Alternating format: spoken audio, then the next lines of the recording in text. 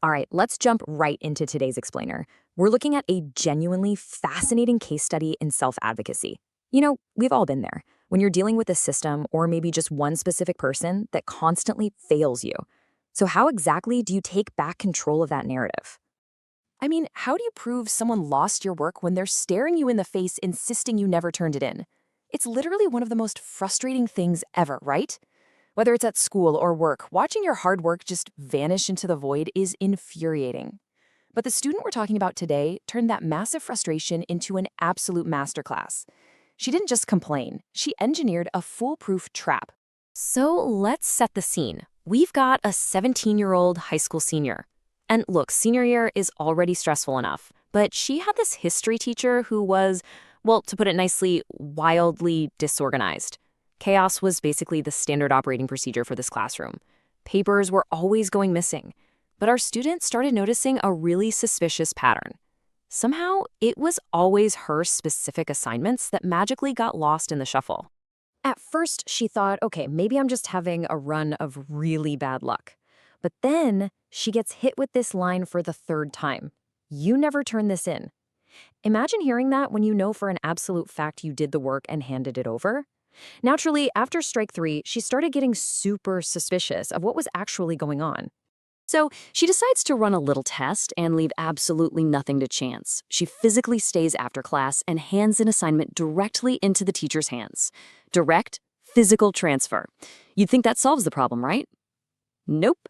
Exactly 1 week later, the verdict is the exact same, missing. That pretty much proved the standard way of doing things was completely useless in this specific classroom. Realizing this was a deep, systemic issue and not just bad luck, she knew she couldn't risk her grade, especially as the year was wrapping up. With the final big essay coming up, she knew she needed an airtight strategy. She had to cover all her bases and basically force a scenario where the teacher literally could not deny the essay existed.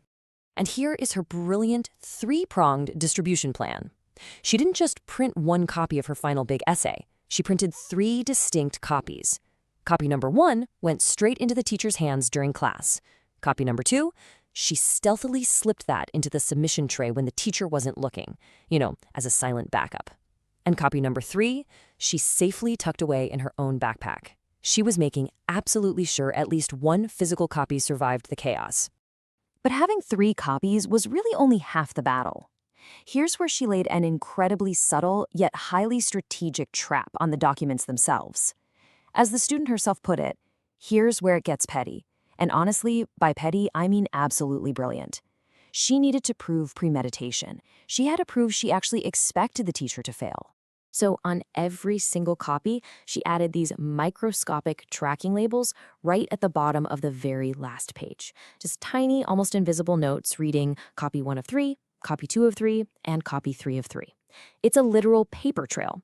She created this brilliant watermark trap that a disorganized teacher rushing through things wouldn't possibly notice until it was way, way too late. Okay, so the trap is officially set. The 3 copies are out in the wild. And exactly 1 week after submitting the essay through her 3 calculated methods, the completely predictable thing happens. The teacher calls her up after class. The moment of truth had finally arrived. The teacher confidently drops her usual line, "I don't have your essay again."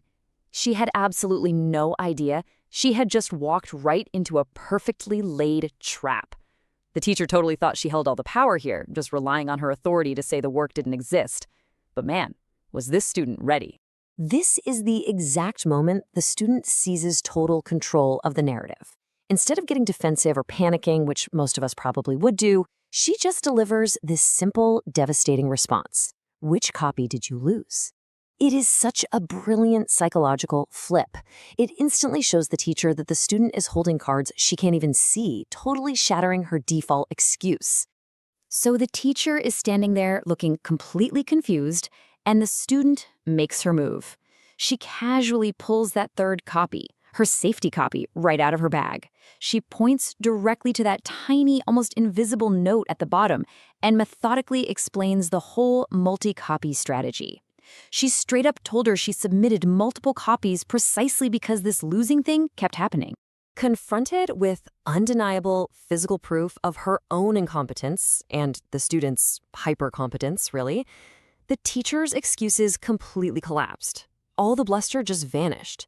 She got very quiet, muttered that she would check again, and, wouldn't you know it, she magically found one of the other copies later that exact same day.